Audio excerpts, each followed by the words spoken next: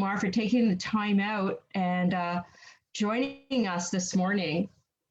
It's my pleasure. Absolutely. I love talking about Jordan, so any opportunity would be great. So thank you for having me today.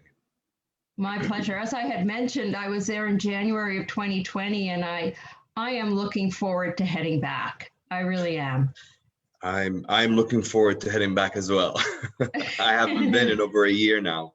But yeah, things are looking better now, and I think all in the travel industry see that light at the end of the tunnel. So it's very exciting, to be honest with you. And I think many today hopefully will be able to see what Jordan's got to offer, so we can, just make sure everybody is up to date with what's happening in Jordan, the new properties, the newer properties in the country, some of the great activities, how you can do sustainable, how you can make your trip to Jordan a sustainable one, and support local communities.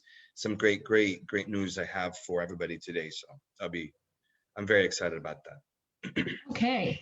I am too. I mean, I miss it, probably not as much as you, because you look at these beautiful images and the memories on a daily basis. Of course. Oh, so I'm going to hand it over to you, Jordan. I'm just going to take in these beautiful images. All right. So I'll start. So today, again, thank you so much, Lisa, for having me here today. And again, welcome everybody to today's conversation with Lisa Booth about Jordan. So wanted to just get started. Ahlan wa sahlan. That's what we say when you come to Jordan. It means welcome. And just want to let you know again, if you have been to Jordan, or you've heard of Jordan, or you've sent people to Jordan, it's a small destination that you can cross from the north to the south, as you can see on this map, in about 5 to 6 hours. So that just gives you how small the country is, yet it's an open air museum. And we'll get through a lot of the different highlights of the destination, if you may, today. Just want to say a few important things. It's easy to enter for North Americans. You are exempt from having to get a visa beforehand. So you can get one upon arrival. It costs about 40 Jordanian dinars, about 60 US dollars, maybe about 70, 75 Canadian. And it is very easy to obtain upon arrival. Now, excuse me, of course, situation now with the coronavirus, we have on our website, it's called www.myjordanjourney.com. It's the North America website, myjordanjourney.com again. And if you go there, you're going to find the COVID page. It's the first thing that comes up. And you can read about that. It's updated daily to make sure that you know exactly what is needed. We are following the same rules and guidelines as many other destinations, where you have to have a PCR test within 72 hours of arrival into the country, and you would most likely have to do the same as you travel back home. So that's really about it. And we do have some curfews at the moment. The numbers went up a little bit, but now things are looking much better, and we're looking forward to share some really positive news in the coming months. But basically, we're getting ready, so get yourself ready as well. So I'll start with Amman. This is a city where I was born and raised.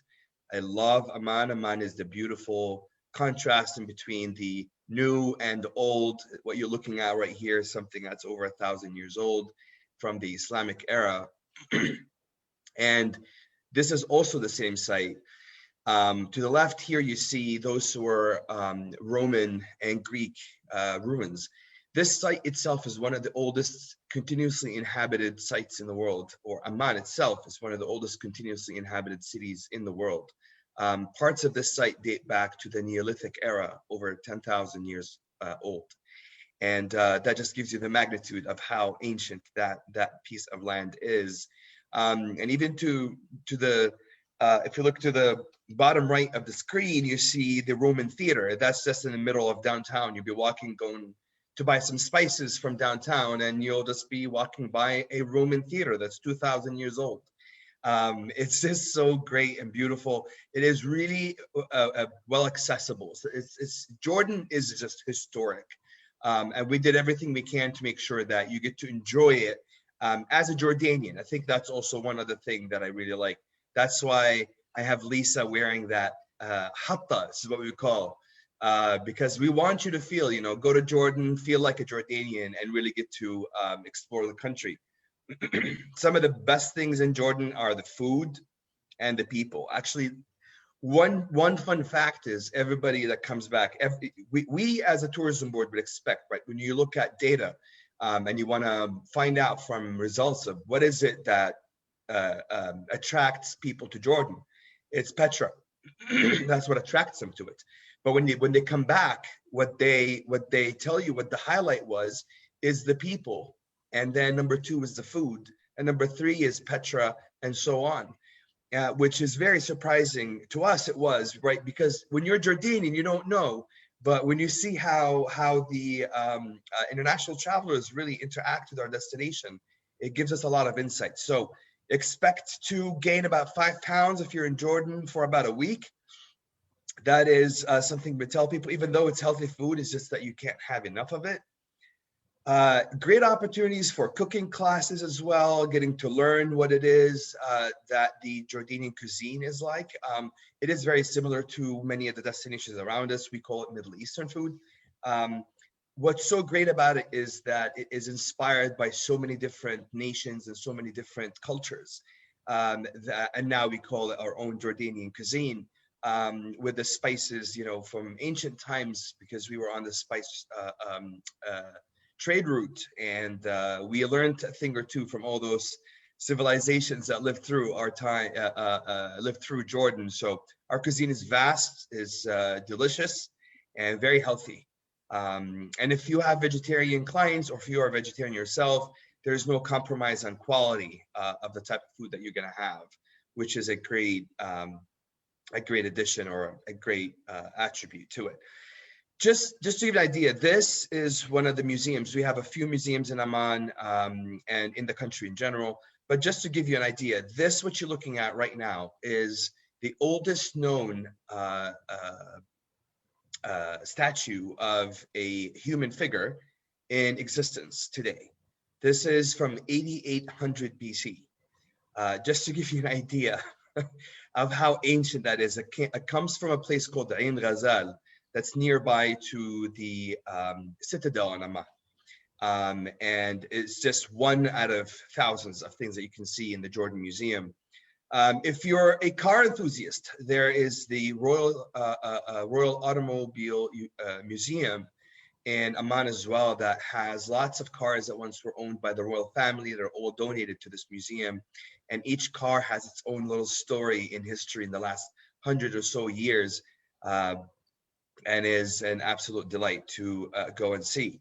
Something people don't know much about in Jordan is our craft beers, our wine as well in Jordan, something that's not well known about our destination. This is something that I highly recommend that you indulge in Jordan and go and experience. Wine is not, our Jordanian wine is not exported in enough amounts for it to become something that people know about. We basically drink it all in Jordan. So if you would like to have some wine with us, please come over to Jordan and enjoy it. And again, some new products with microbreweries as well, just adding a little more flavor to our destination. When you're in Amman, so again, let's take a step back. So you're staying in Amman at one of the nice hotels we have in Amman, and we'll get to some of those later in the presentation. But you're in Amman, and now you're traveling to go and see other places around the country, while you're staying in the capital. So this would be about a 2-hour drive east of Amman, and you get to see some of the desert castles that are absolutely beautiful.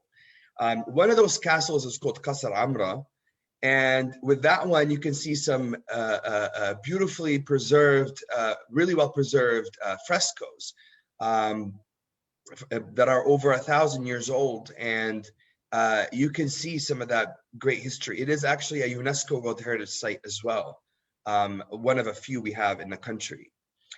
Then you're back in Amman, and then another trip could be you going north of Amman, about a 45-minute drive, and you're going to Jerash. Jerash is a Greco-Roman city that is very well preserved and is enjoyed by many. It's a vast site. It's an entire city that you get to see a lot of it. The Colonnaded Street, the Hippodrome, 2 theaters, churches, mosaic floors, so much to see.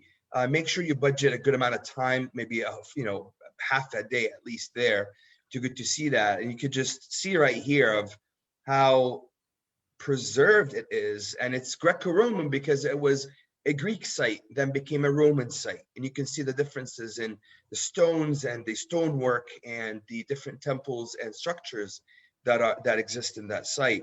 Wonderful place to be. One of the other sites as well, when you go, so that's Jerash in the north. There's also Ajnoon and Qais and many more other places as well. If you're interested to learn more. And again, we have a Jordan specialist course. If you'd like to learn more about it, you can go on our website and learn more. But I'll just go through the highlights today. This is Bethany beyond the Jordan. This is when you're driving down south and you're making your way to Petra. Now you're leaving Amman and you're going down south to Petra. En route to Petra, you can have a few stops. One of them would be Bethany beyond the Jordan, which is the baptism site of Jesus Christ. It's where John the Baptist baptized Jesus Christ himself. And it is a UNESCO World Heritage Site, and it is recognized by most of the churches of the world as the site of the baptism. You can go, you can take a group, you can go with your family, you can go get baptized in the water of the Jordan River and have a spiritual experience if that's something that interests you or your family or your clients or your friends. A short drive from there, about a half an hour drive from there. So from Amman to Bethany beyond the Jordan is about an hour, and then you're driving half an hour up to Madaba. There is Mount Nebo and there is Madaba. Madaba is also dubbed as the city of mosaics. They have some of the best preserved mosaic art from the Byzantine era in the Roman Empire, the Eastern Roman Empire. And you can see this is the oldest known map of the Holy Land. That is, it's on the floor of the Church of St. George that is in Madaba. Wonderful experience to go and see. And this is Mount Nebo. This is where Moses stood and saw the Holy Land. From there, on a clear day, you can see Jericho, you can see the hills of Jerusalem, you can see many more. Very spiritual experience. And again, it's also believed to be the final resting place for Moses himself. From there, of course, you'd have lunch in Madaba, and then you're driving down south about an hour and a half from there to 2 hours. You can stop at Kerak. It's a Crusader castle, really well preserved, excellent story behind it, very intriguing, built on top of a hill, really, really gorgeous. And then, of course, after that, you make your way to Petra, our prized possession as Jordan. It's actually wrong to say possession. We believe everything in Jordan belongs to the world, belongs to the civilization of all humans, really, because all these civilizations that went through Jordan or came through, lived there, left some great things for us to share with the world. So Petra is a gem, and Petra is one of the world's seven wonders, also a UNESCO World Heritage Site. Highly recommend that you spend at least a day or two there. I know, Lisa, you've been there. Yes. That was your last trip. It was to actually go and see Petra. But there's so much more to Jordan than Petra. But Petra itself is a very unique place. You can go see it. What you saw earlier is this is the same site. This is the treasury of Petra. It's a tomb, really. It's a royal tomb. And there are over 400 of them in the site. It's a site that used to have over 30,000 inhabitants in 200 BC. These were all carved into the mountains, and they're absolutely fantastic and a great work of art, to be honest with you, and is something that is really, really interesting to go and see. Another place is one of my favorites is Wadi Rum, the desert of Wadi Rum. It's been made famous by by Lawrence of Arabia. The story actually took place there. And if you've seen the movie Lawrence of Arabia, it was shot in Wadi Rum itself. So just to keep it to its authenticity of the story. But in Wadi Rum, the great experience you have is you get to hang out with the locals. You get to really meet with them. You really get to talk to them, drink some traditional coffee, traditional tea, spend the night in a Bedouin tent. Or if you want, you can, go out as well and have a 4-wheel drive, go see some great petroglyphs that are thousands of years old, some 5,000 years old. There is evidence in Wadi Rum of inhabitants for over 12,000 years. And you could tell that, people might ask why stay in a desert. It's one of the harshest places to live in. But Wadi Rum has a lot of great resources, and it was in the middle of a trading route as well. So there's a lot of people that lived there, and a lot of caravans were going through Wadi Rum. So those petroglyphs were more like signs of where is the next city, where you can go get water and so forth. Very interesting. I highly recommend that you do that. Also, Wadi Rum is something, it would be great to see it from above on a hot air balloon as well. Many, many great adventure activities out there. And of course, you can have some food, dance with the Bedouins at night, have a bonfire, just enjoy the stars like you've never seen them anywhere else in the world, and enjoy that. Just to give you an idea of Wadi Rum, it's one of those places that's really captured the attention of Hollywood, and just because of how beautiful that place is. And the colors of the sand and the mountains that are out there, it's like a mountain range in the middle of a desert. It's Lawrence of Arabia said, vast, echoing, and godlike. Those were his words, and I can't agree more. So some of the most recent films were The Martian, where it was Mars basically. Aladdin was actually filmed there.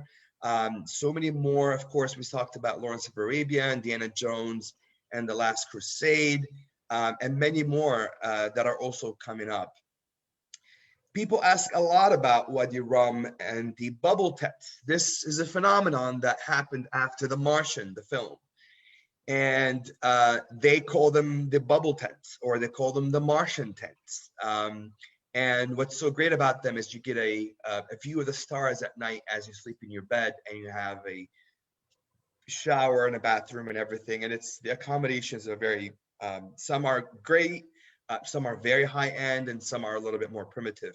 So you have a vast array of product that you can have in Wadi Rum. I personally like the rugged experience. Just gets me just to sit around with the locals and with the Bedouins. But I've also stayed in one of those bubble tents, and I could tell you it was a great time. Just another look at them. This is another type. It's not necessarily as open from above, you can see, but still gives you that experience. And they're far away from each other, so you can have your privacy and have a beautiful view from your accommodations. It's one thing. I'm not really good with Instagram myself, but what we know is that Wadi Rum is one of the most Instagrammable places in Jordan. So people that want to go and take some beautiful photos and get be very popular, Wadi Rum is one of those places, and it seems to really catch the eye of a lot of social media users. From there, you can go with short drive about 40 minutes south. You get to Aqaba. Aqaba is our only place, the only city on the sea. This is the Red Sea. And it's our port city. It's a fisherman's town, really. But you have a great opportunity there for some adventure, some water sports, and some of the best scuba diving you can experience in the world of the Red Sea. Beautiful coral reef that's preserved. Many different great dive sites in the waters of the Red Sea in Aqaba. So that would be a great experience as well. Of course, what we say is when you're going through the north and the south of the country and then going back up, before you depart, we want you to go to the Dead Sea, kind of end it there. Just because after a lot of working, walking, and going and doing experiences and cooking and all of that. Jordan is there's a lot of walking when you're going to Jordan. There's a lot of exploring and adventuring. And you would want to end it up at the Dead Sea, get a spa treatment, go to the only natural spa in the world, enjoy some of that therapeutic mud, the naturally buoyant waters of the Dead Sea, and of course get to float in the water and have a fun time. It is the lowest point on Earth as well, so the highest concentration of oxygen that you can get. So it's good for your skin, your body, good for your mind, good for your soul. Beautiful place to be in. Definitely a great place to end your trip there. That's about it for my explanation about the destination, but I want to highlight a few things really quickly for some of you that like adventure travel. We have something called the Jordan Trail that is won prizes around the world, is a great initiative that was created by the locals, which makes us very proud. This is not something that we did as a product development as a destination or as a government. This is something that was done by the local communities. And it takes you through many villages throughout the country, and you can hike it from the top to the bottom with basically an Qais, the top of the country, all the way down to Aqaba. And you go through Wadi Rum, and you go through Petra, and you go through many other great sites as well. And you see the terrain changes as you go through, from lush forests in the northern part to arid desert in the when you get closer to Wadi Rum or Wadi Araba. And as you go back and you make it through Petra and you make your way all the way to Aqaba. What's beautiful about it is local accommodations, or you can camp as well. It takes about 40 days to finish the entire thing. But obviously there are many different stops. You can go to the Jordan Trail, jordantrail.org.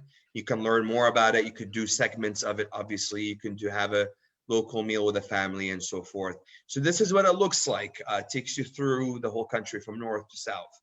And it's all about the local experiences and also just walking in ancient lands. That's, I think, maybe one of the greatest attributes to this trail. You get to see some of the greatest things that we have in the country. This flower is called the black iris. It's the national flower of Jordan. It's black, it's gorgeous, and it grows in the wild. You get to see it if you're out there in the springtime, which happens to be right now. So if you're there right now, you get to see this.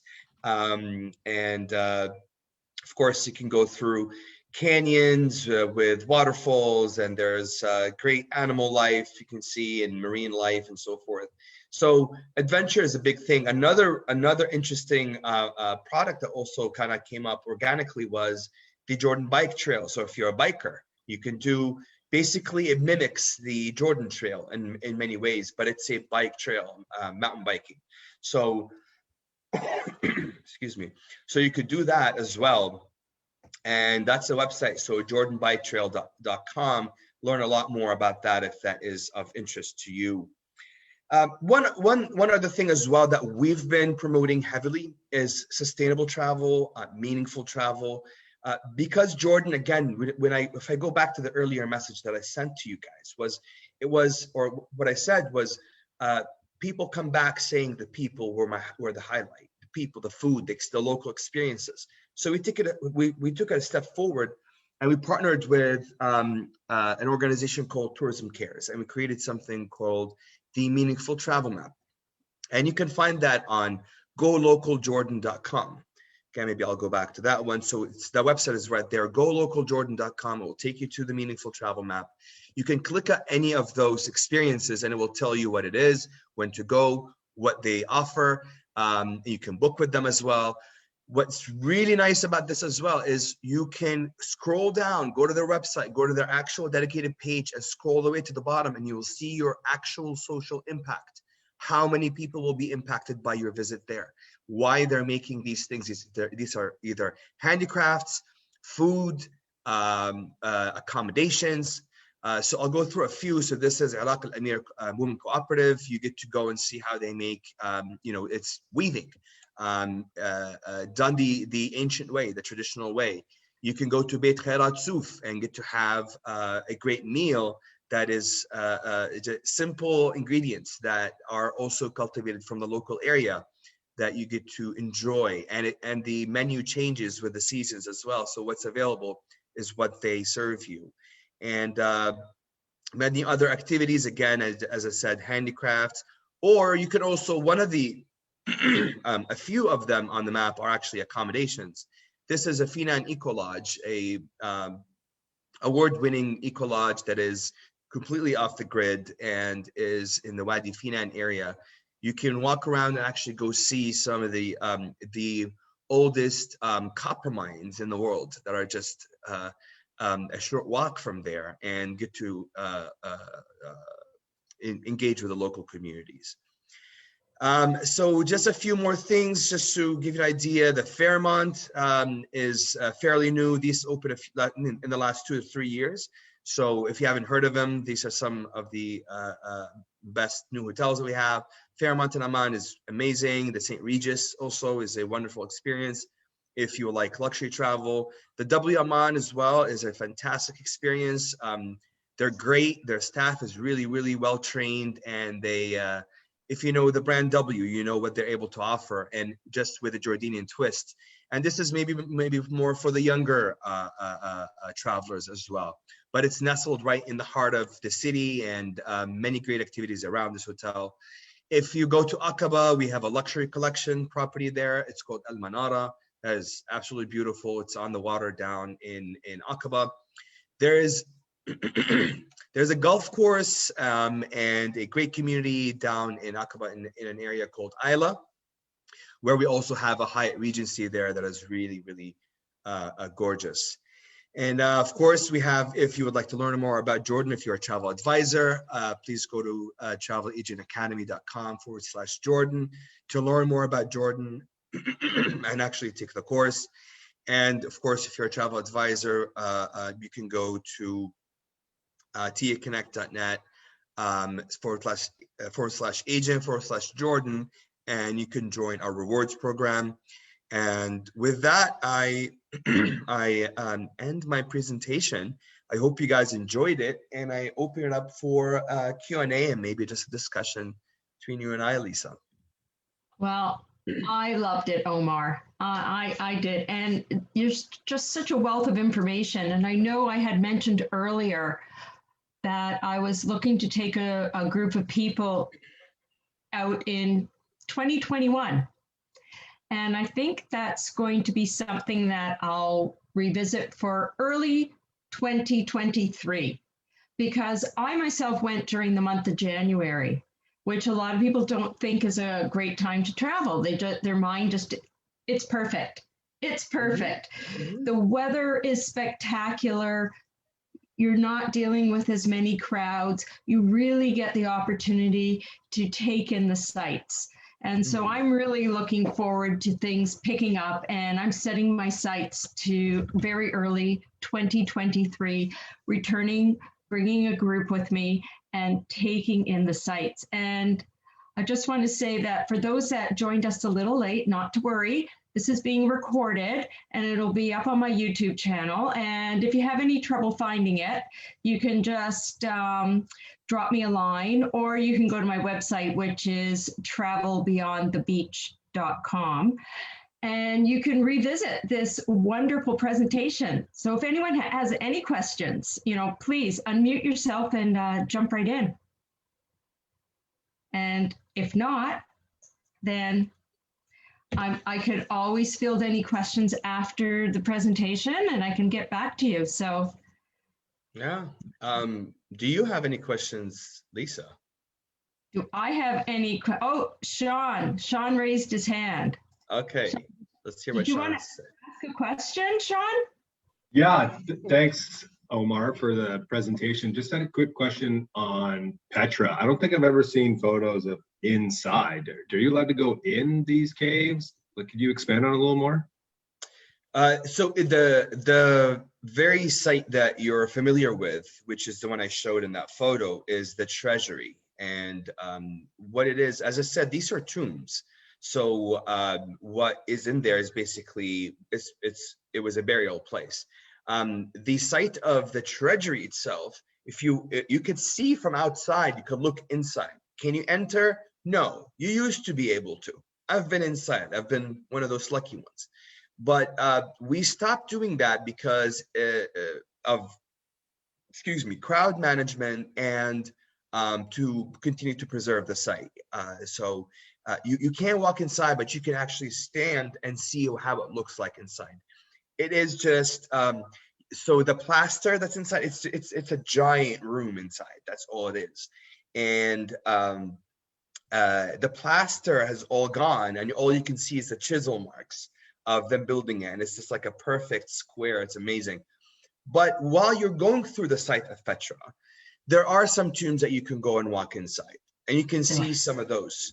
If you want to see inside and a little more, surprisingly, you should go to a place called Little Petra, which is 20 minutes outside of the Petra site. And if you're there, just go and visit it. You can go and see a site which is just outside of Petra, and I think it was a stopover with, when caravans come in. I think it was like a watering hole, and that's at least what we speculate it was. But you can go there and you can walk inside some of those tombs. They're smaller tombs, but if you want to see inside throughout Petra, the site itself, you can see it in various different places.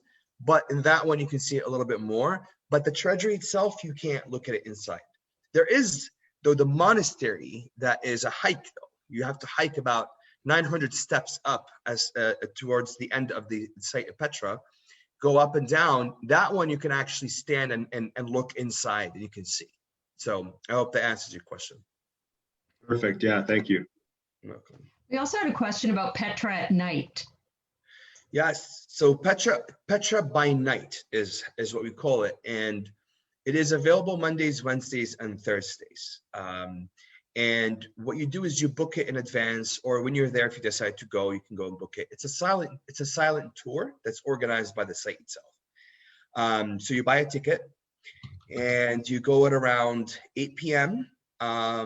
And you start walking down to the treasury, which takes you through the narrow gorge that takes you down about a mile walk.